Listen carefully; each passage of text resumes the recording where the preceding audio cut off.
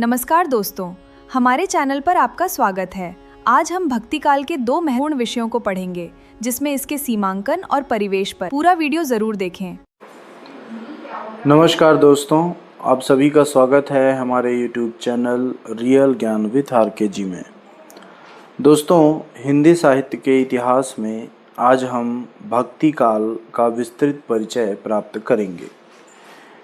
इसमें हम भक्ति काल का सीमांकन तथा भक्तिकालीन परिस्थितियों को, उस युग की परिस्थितियों को, उनके परिवेश को हम देखेंगे।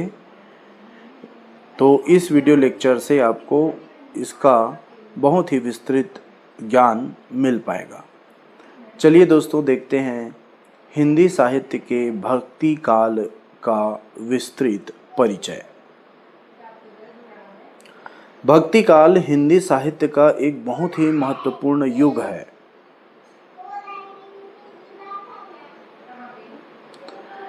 इसे हिंदी साहित्य का स्वर्ण काल भी कहा जाता है दोस्तों, और इसका समय काल लगभग 1375 विक्रम संवत से 1700 विक्रम संवत तक माना जाता है। इस काल में भक्ति भावना, ईश्वरीय प्रेम, सामाजिक समरसता और धार्मिक उदारता को साहित्य में मुख्य स्थान दिया गया। भक्ति काल की रचनाएं जो हैं वह लोक भाषाओं में हुई है और इनमें मानवता की भावना प्रमुख थी। भक्ति काल की विशेषताओं की चर्चा कर लेते हैं। तो दोस्तों, भक्ति काल में दो मुख्य रूप से धाराएं थी, एक निर्गुण धारा और दूसरा सगुण धारा। निर्गुण धारा में ईश्वर को निराकार अर्थात कोई आकार नहीं, गुण रहित जिसका कोई गुण या विशेषता नहीं, इस रूप में पूजा गया है, जिसमें कबीरदास जी, दादू दयाल प्रमुख कवि थे। जबकि सगुण धारा में ईश्वर के साकार अर्थात साकार रूप जैसे राम, कृष्ण आदि की उपासना हुई। और इस धारा के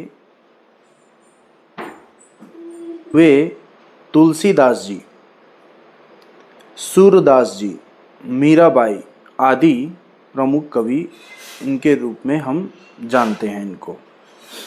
तो इस काल में सामाजिक समरसता, जाति पाति का विरोध और मानवता की भावना प्रबल की प्रधानता थी।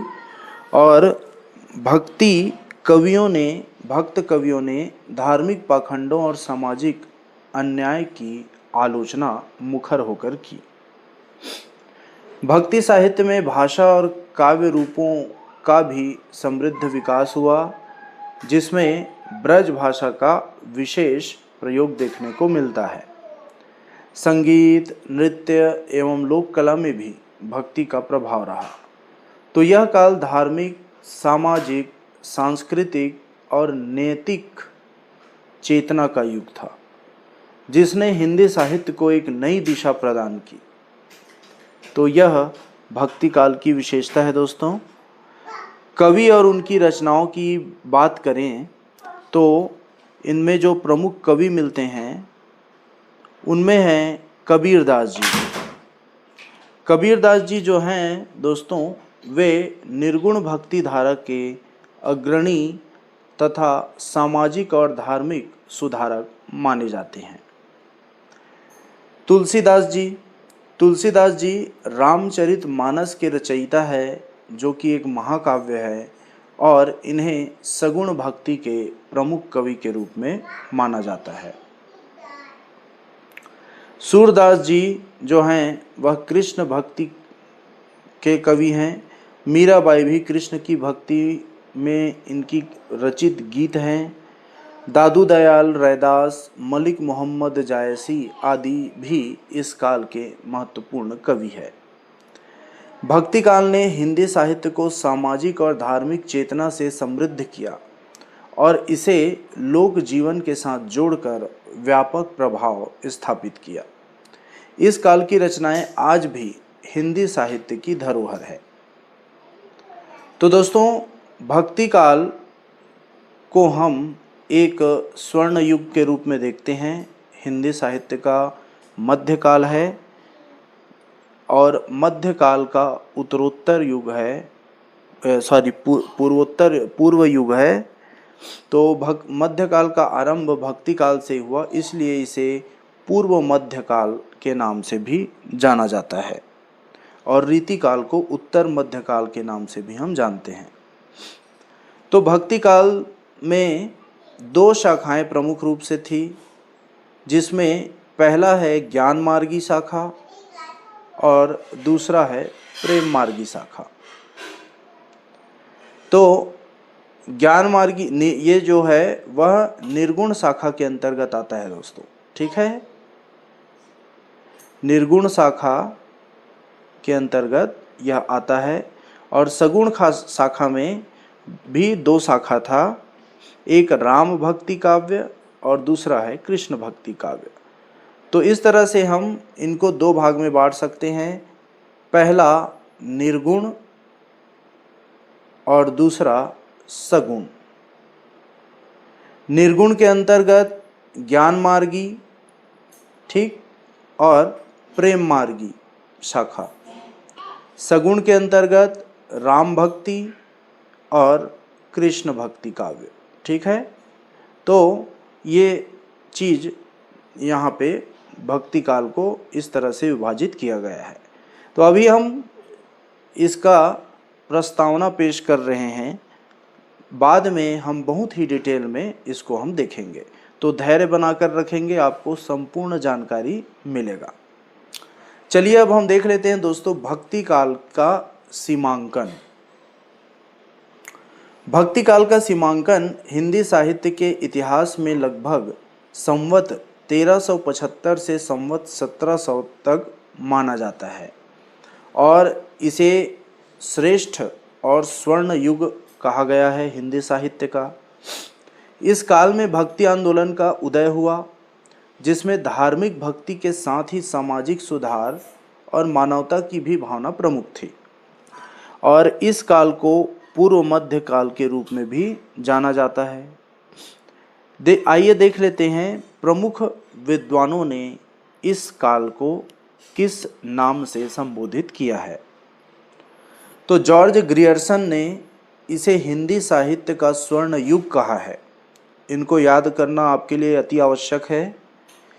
आचार्य रामचंद्र शुक्ल ने इसे भक्ति काल का नाम दिया, जिसकी अवधि लगभग संवत 1375 से 1700 ईस्वी है। आचार्य हजारी प्रसाद द्विवेदी जी ने इस काल को लोक जागरण काल कहा है और अन्य विद्वानों ने इस काल का आरंभ 1318 से 1375 के आसपास मानते हुए इसकी समाप्ति 1643 से 1700 ईस्वी तक करते हैं, ठीक है। तो संक्षेप में भक्ति काल का सीमांकन लगभग 1375 से 1700 तक होता है विक्रम संवत, जो हिंदी साहित्य के उस युग को दर्शाता है जब भक्ति आंदोलन साहित्य की मुख्य धारा बनी और सामाजिक धार्मिक चेतना ने नया रूप लिया। अब भक्ति काल की धाराओं को समझने से पहले दोस्तों हम देख लेते हैं कि उस दौरान परिवेश क्या था, अर्थात भक्ति काल का परिवेश। तो इसके बारे में हम विस्तृत जानकारी आपको देने वाले हैं। भक्ति काल का जो परिवेश है वह हिंदी साहित्य के इतिहास में सामाजिक, धार्मिक, राजनीतिक और सांस्कृतिक कई कारकों से प्रभावित था और इन्हीं सभी कारकों को हम आगे अभी चर्चा करेंगे, जो लगभग संवत 1375 से 1700 ईस्वी तक फैला था। और इस काल के परिवेश की विस्तृत जानकारी इस प्रकार है। भक्ति काल का उदय हुआ, उस समय स्थिति क्या थी? तो सबसे पहले देखते हैं सामाजिक परिवेश। भक्ति काल उत्तर भारत के भक्ति आंदोलन से जुड़ा हुआ था और जिसमें जाति व्यवस्था, सामाजिक अमानवीयता तथा धार्मिक पाखंडों के विरोध की भावना प्रमुख रूप से आई। इस काल के भक्त कवियों ने सामाजिक समरसता, ऊंच नीच का भेद मिटाकर सभी को समान समझने की बात कही और यह आंदोलन सामान्य जनता के हृदय की आवाज़ थी जो सामाजिक और धार्मिक सुधार की दिशा में था। वर्ग, जाति, धर्म के निर्धारणों से ऊपर उठकर मानवीय करुणा और प्रेम की प्रमुखता यहाँ पर मिलती है। राजनीतिक परिवेश की अगर हम बात करें तो भक्ति काल का जो उदय है उस समय राजनीतिक अशांति थी। मुस्लिम शासकों के आक्रमण होते रहते थे। सामाजिक भारतीय की जो समाज जो है वह पराजित मानसिकता के दौरान हुआ। ठीक, अर्थात उनका जो मानसिकता है पराजित हो चुका था और भगवान के अतिरिक्त और किसी से वह गुहार नहीं लगा सकता था। इन परिस्थितियों में लोक वर्ग अपनी आशा और सांत्वना के लिए भक्ति की ओर मुड़ गया। भक्ति आंदोलन धार्मिक उदारता और सामाजिक सुधार का उपकरण बना जो जनता के दिल को छू गया और इसमें उच्च वर्ग के विरुद्ध अर्जित करुणा, दया भाव और मानवता का भाव प्रबल था। धार्मिक परिवेश की बात की जाए तो इस काल का धार्मिक परिवेश क्या था उसको देखते हैं। इस काल में भक्ति का रूप विशेष रूप से निर्गुण अर्थात बिना रूप के ईश्वर की भक्ति करना और सगुण साकार रूप में भगवान की भक्ति करना दो धाराओं में विभाजित था। संत कबीर, दादू दयाल आदि निर्गुण भक्ति का प्रतिनिधित्व करते थे, जबकि तुलसीदास, सूरदास, मीराबाई सगुण भक्ति के प्रमुख कवि हैं। इस समय धार्मिक दृष्टिकोण में वैदिक पूजा से हटकर दिल और भावना से भक्ति को प्राथमिकता मिली और सभी जाति धर्म के लोगों ने इसे अपनाया। भाषा व साहित्य के जो परिवेश है इस पर बात करें तो भक्ति काल का जो साहित्य है लोक भाषाओं का काल का है। इसमें ब्रज, अवधी, खड़ी बोली आदि में इनका जो साहित्य है वह लिखा गया है इस समय का साहित्य। और यह काल साहित्य की भाषा की दृष्टि से सहज, भावपूर्ण और जन जन तक पहुँचने वाली भाषा का काल था। इस युग के भक्ति काव्य में संगीत, नृत्य, लोक कलाओं का भी योगदान था। साहित्य में प्रबंध काव्य लिखा गया, मुक्तक काव्य, गीति काव्य, इन सभी विधाओं का विकास भक्ति काल की ही देन है। साथ ही संस्कृत और फारसी भाषा का प्रभाव भी हमें दिखाई देने लगा जो कि यह भाषा का संधि काल को भी दर्शाता है। सांस्कृतिक परिवेश तो इस काल में संगीत, नाट्य, चित्रकला जैसे अन्य कलाओं का भी भक्ति पर प्रभाव दिखा। राधा कृष्ण की लीला जैसी कहानियों और भक्ति गीतों ने सांस्कृतिक जीवन को सहज ही छू लिया। भक्ति साहित्य न केवल धार्मिक भावना का विस्तार था बल्कि यह सामाजिक चेतना, प्रेम और सौहार्द का भी अभिव्यक्त करता था। संक्षेप में यह कहें दोस्तों तो भक्ति काल का परिवेश सामाजिक असमानताओं के विरोध में, राजनीतिक संकटों में सांत्वना खोजने में और धार्मिक उदारता और लोक भाषा व संस्कृति में अभिव्यक्ति का सम्मिलन था जिसने हिंदी साहित्य को एक नया, जीवंत एवं जन समर्थित स्वरूप दिया। सामाजिक आर्थिक परिप्रेक्ष्य की अगर बात करें तो हम देखते हैं कि भक्ति काल का जो सामाजिक आर्थिक परिप्रेक्ष्य है इसमें जाति व्यवस्था और सामाजिक अमानवीयताओं का कड़ा प्रभाव हमें दिखाई देता है। मुस्लिम शासन के बाद हिंदू समाज काफ़ी पिछड़ा हुआ और रूढ़िग्रस्त बन चुका था। जाति और जातिगत उन्नति में भारी भेद थे जिनसे निम्न जातियों और अवर्णों को समस्याओं का सामना करना पड़ता था। बाल विवाह, सती प्रथा, पर्दा प्रथा जैसी सामाजिक कुरीतियाँ इस समय बहुत ही ज़्यादा प्रचलित थी।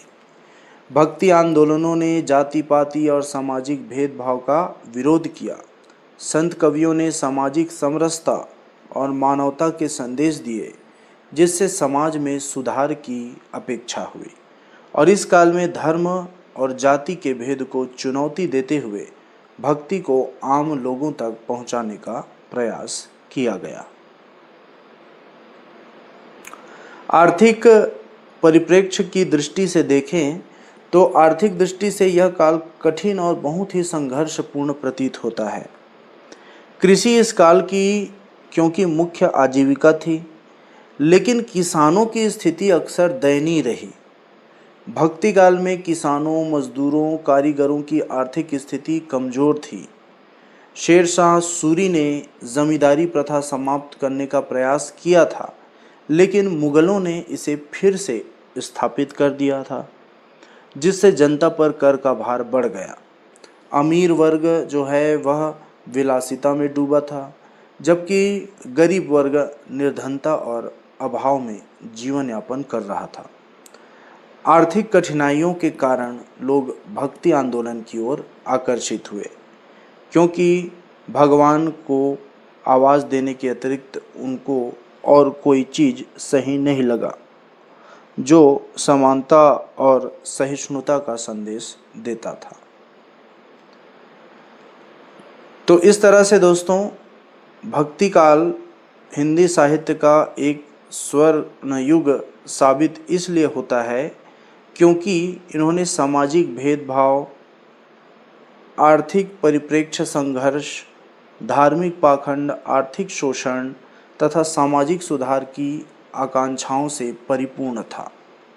और इस अवस्था ने भक्ति आंदोलन को जन्म दिया, जिसने सामाजिक समरसता, जाति धर्म के बिना भक्ति और मानवता के भाव को प्रमुखता दी।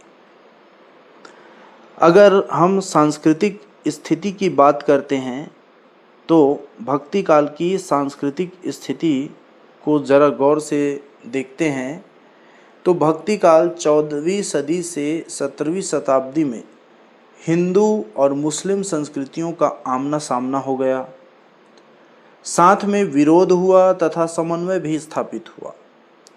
इस कालीन संस्कृति में लोक और शास्त्र सम्मत दो जीवन धाराएं विद्यमान थी, जिनके बीच सहजता से धार्मिक सहिष्णुता और भावनात्मक भक्ति का भावना उत्पन्न हो गया। धार्मिक दृष्टिकोण में भक्ति आंदोलन का प्रभाव प्रबल था, जिसमें ईश्वर के सगुण और निर्गुण स्वरूप की उपासना का समन्वय हुआ। इस आंदोलन ने लोक संगीत, नृत्य, चित्रकला, नाट्य जैसे सांस्कृतिक कलाओं को भी प्रभावित किया, जिससे भक्ति साहित्य सांस्कृतिक जीवन का अभिन्न हिस्सा बन गया। इस समय दोस्तों भारतीय उपमहाद्वीप में सूफी और भक्ति मतों का संगम हुआ, जिसने सामाजिक समरसता, धार्मिक उदारता और सामाजिक सुधार की भावना को बढ़ावा दिया।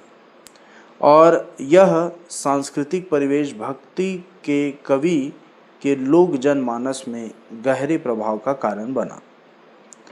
स्त्री भक्त कवियों ने भी सांस्कृतिक परिवेश में महत्वपूर्ण भूमिका निभाई, जिन्होंने पितृसत्ता और सामाजिक बंधनों के विरोध में अपनी स्वतंत्रता और आध्यात्मिक स्वतंत्रता की अभिव्यक्ति की।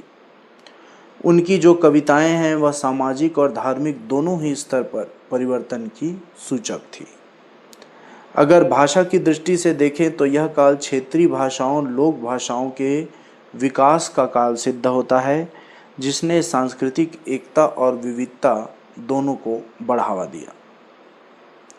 इस प्रकार से भक्ति काल सांस्कृतिक परिवेश, धार्मिक सहिष्णुता, सामाजिक समरसता, कला संस्कृति का समृद्ध विकास तथा स्त्री स्वातंत्र्य की ओर प्रगति का काल था, जिसने हिंदी साहित्य और समाज दोनों को गहरा प्रभावित किया।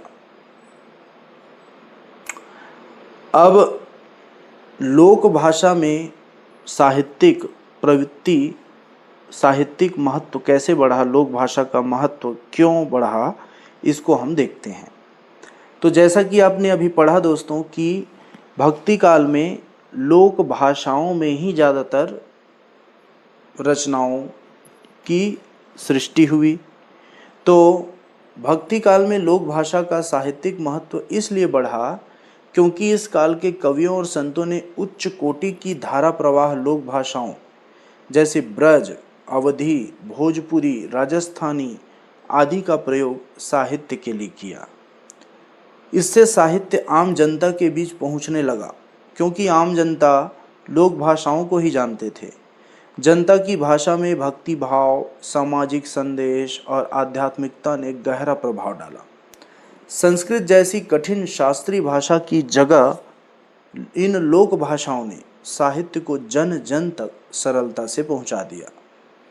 भक्ति काल के कवि जैसे तुलसीदास ने अवधी भाषा में लिखा, सूरदास ने ब्रज भाषा में, मीराबाई ने आंशिक राजस्थानी में, कबीर ने खड़ी बोली मिश्रित भाषा में, आदि ने लोक भाषाओं में ऐसी रचनाएं दी जो आम जनमानस की भावनाओं को व्यक्त करती थी और जिनमें भक्ति, करुणा, सामाजिक सुधार तथा मानवता के संदेश थे। इससे लोक भाषाएं साहित्य की मुख्य धारा में आईं और हिंदी साहित्य की विकास यात्रा में बहुत ही महत्वपूर्ण भूमिका निभाई। तो भाषाई एकता के साथ साथ सांस्कृतिक एकता भी बढ़ गई क्योंकि इन भाषाओं में रची गई रचनाएं विभिन्न क्षेत्रों में फैल गई और भक्ति आंदोलन का व्यापक प्रसार हुआ। लोक भाषाओं ने साहित्य को लोकतांत्रिक बनाया जिससे उच्च वर्ग के अलावा आम जनता ने भी साहित्य का हिस्सा बन गए।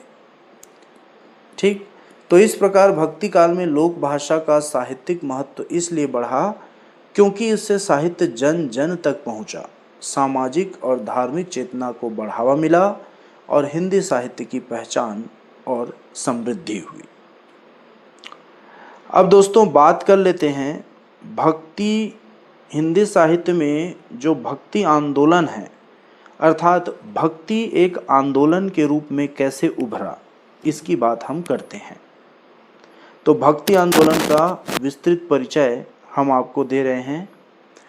भक्ति आंदोलन मध्यकालीन भारत की एक महत्वपूर्ण सामाजिक, धार्मिक और सांस्कृतिक चेतना की लहर है जो लगभग 14वीं से 17वीं शताब्दी के बीच फैली।